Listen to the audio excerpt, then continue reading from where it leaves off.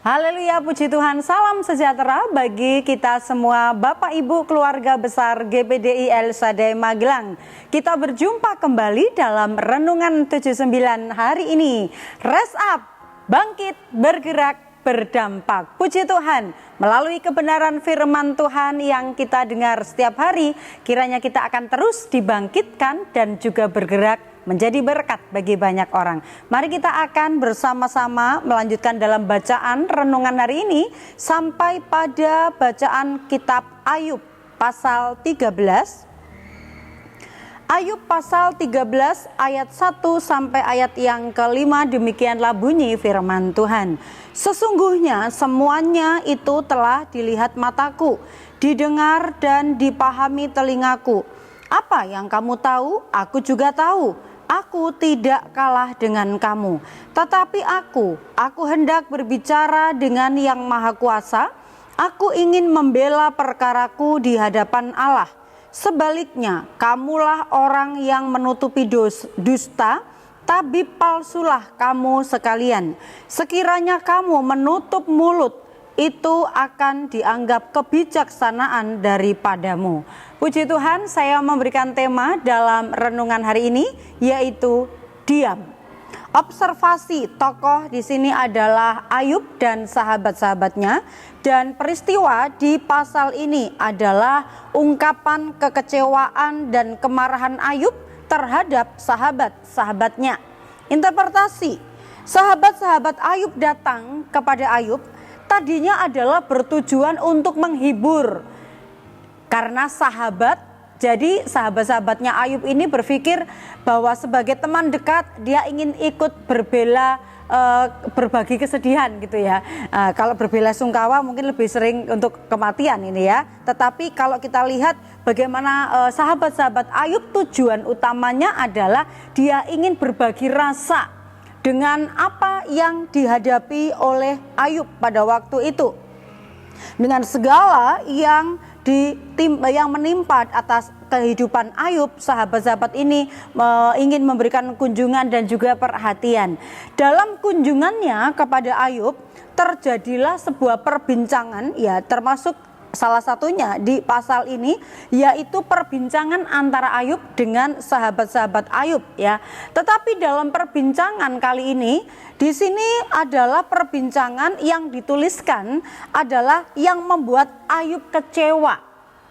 Mengapa sahabat-sahabatnya datang tetapi kok justru Ayub ini merasa kecewa atau dikecewakan, ya? Yang membuat Ayub kecewa adalah ucapan-ucapan daripada sahabat-sahabat Ayub.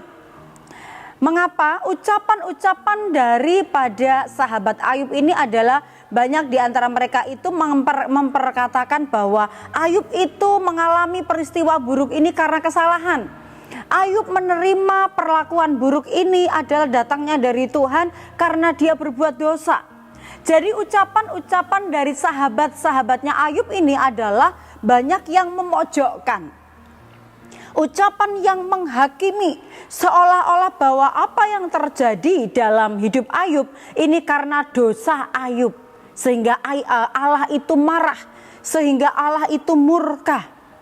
Ayub dalam kondisi terpuruk seperti itu tentu saja tidak dapat menerima kecaman dari sahabat-sahabatnya yang terus menghakiminya.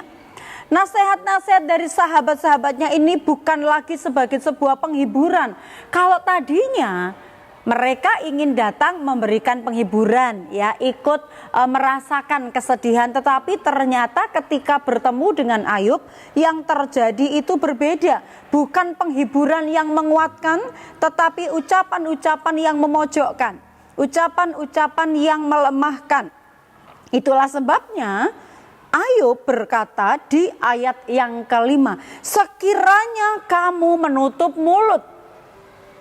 Daripada memperdengarkan perkataan-perkataan yang mungkin justru melemahkan Ayub, Ayub memperkatakan ini, sekiranya kamu menutup mulut.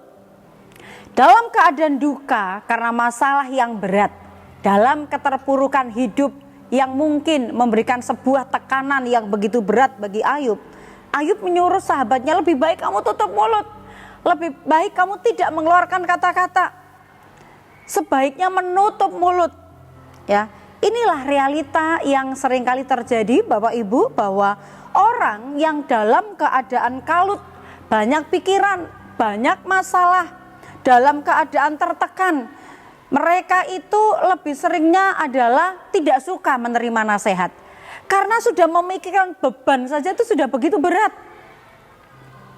Apalagi yang dialami oleh Ayub ini adalah dia dihakimi, dia dipojokkan, tanpa dinasehati, tanpa berkata-kata banyak. Orang yang sementara menghadapi kekalutan hidup atau tekanan-tekanan hidup yang begitu berat, tanpa dinasehati mereka itu sudah sangat tersakiti.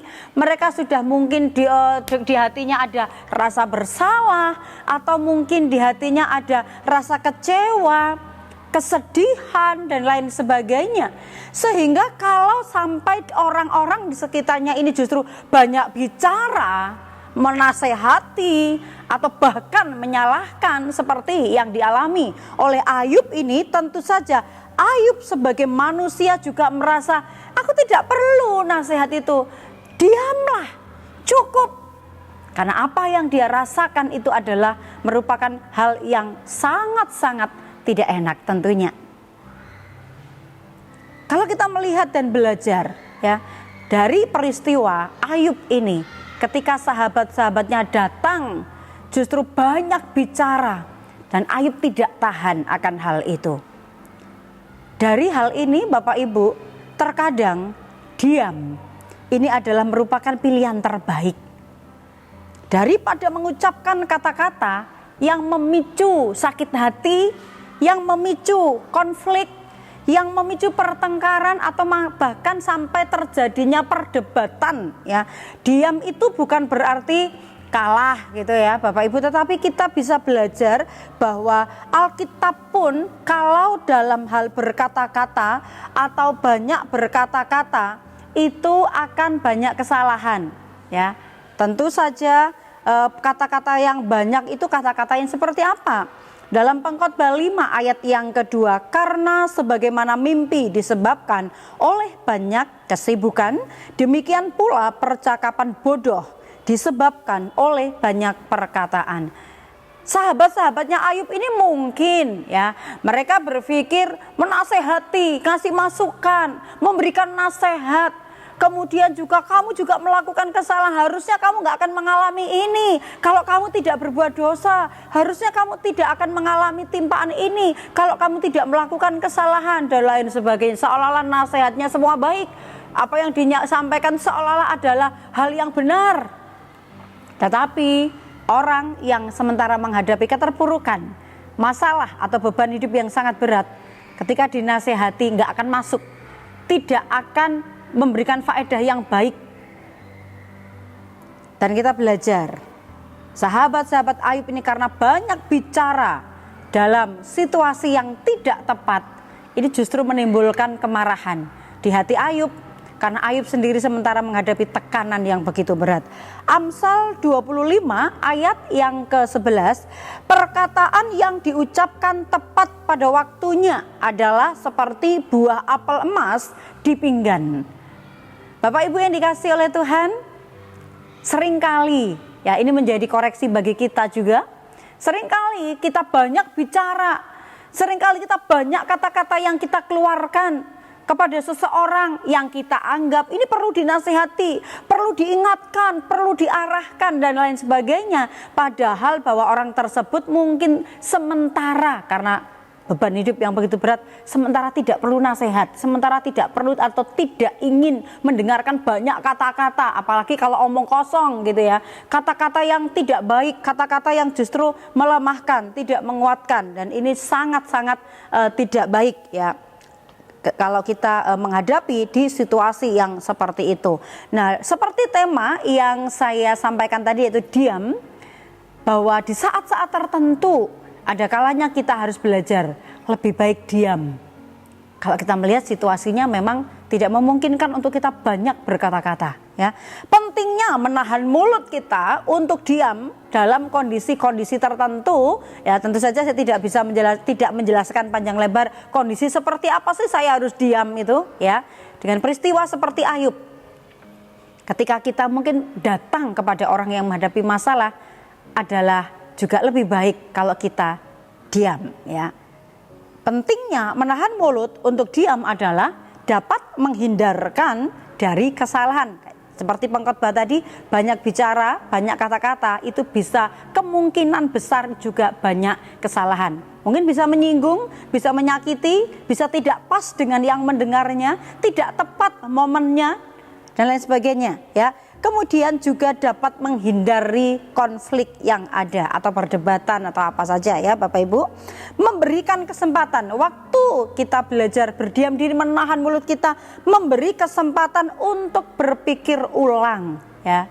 Berpikir sebelum kita berkata-kata, sebelum kita mengucapkan satu kalimat, ini kira-kira tepat tidak ya? Kira-kira pas tidak waktunya untuk saya menyampaikan ini kepada dia? Berpikir, merenungkan dengan kita berdiam dulu. Kemudian juga dengan diam kita dapat memikirkan tindakan baik selanjutnya. Jadi tidak nyerocos, tidak bicara terus gitu ya.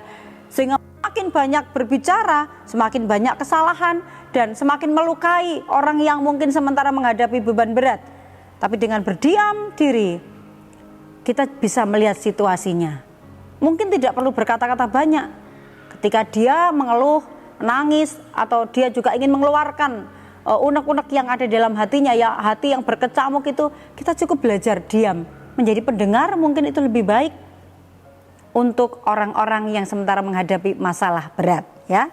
Titus 3 ayat 9a, tetapi hindarilah persoalan yang dicari-cari dan yang bodoh.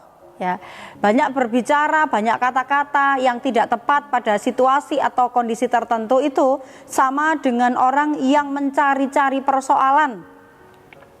Ungkapan-ungkapan bodoh kata Alkitab itu bisa menimbulkan konflik dan mendatangkan hubungan dengan sesama menjadi tidak baik, ya. Aplikasinya bagi kita Bapak Ibu dalam renungan ini adalah berhati-hati dalam berkata-kata. Kita bisa belajar melihat situasi sebelum kita berkata-kata. Memilih diam ketika menghadapi situasinya itu sepertinya kok memanas. Ya, Bapak Ibu, Tuhan itu memberikan kita kepekaan. Dan kita mau juga melatih kepekaan itu. Harus seperti apa? Harus bagaimana? Apa yang harus saya lakukan? Kita mau belajar supaya kehidupan kita bagaimana berdampak dan menjadi berkat itu bukan hanya masalah kita memberikan materi tentang perbuatan baik, tetapi waktu kita bisa melihat situasi dan kondisi yang tepat dan apa yang harus kita lakukan juga adalah perbuatan yang tepat, maka ini juga memberikan dampak yang baik bagi sekeliling kita. Puji Tuhan. Terima kasih buat kesetiaan Bapak Ibu yang dengan senantiasa setia mendengarkan renungan 79 setiap harinya. Saya percaya bahwa Bapak Ibu senantiasa diberkati secara rohani dengan kekuatan firman Tuhan yang kita dengar setiap hari. Dan apabila Bapak Ibu ingin menyampaikan sebuah kesaksian atau pokok-pokok doa tertentu, dapat menyalurkannya melalui chat WhatsApp 0813 274 288. Mari kita terus bertumbuh bersama, kita dipenuhi hikmat Tuhan dengan firman yang kita dengar setiap harinya. Mari kita sambut firman Tuhan ini dengan berdoa. Terima kasih Tuhan, kami bersyukur sebab Engkau yang selalu hadir. Melalui firman-Mu Engkau menguatkan kami, mengubahkan kami agar kami semakin mengerti kehendak Tuhan. Kami juga mengerti situasi-situasi yang baik, apa yang harus kami kerjakan, apa yang harus kami lakukan, supaya kami melakukannya sesuai dengan kehendak Tuhan. Dan hidup kami menjadi berkat bagi banyak orang. Berkati kami umat-umat-Mu yang senantiasa merindukan firman-Mu untuk menjadi kekuatan dalam kehidupan rohani kami. Kami umat-umat-Mu telah menanggalkan manusia lama serta kelakuannya dan telah mengenakan manusia baru yang terus-menerus diperbarui untuk memperoleh pengetahuan yang benar menurut teladan Allah. Terima kasih. Dengan bersyukur kami terima firman-Mu dengan sukacita dalam nama Tuhan Yesus Kristus. Haleluya. Amin.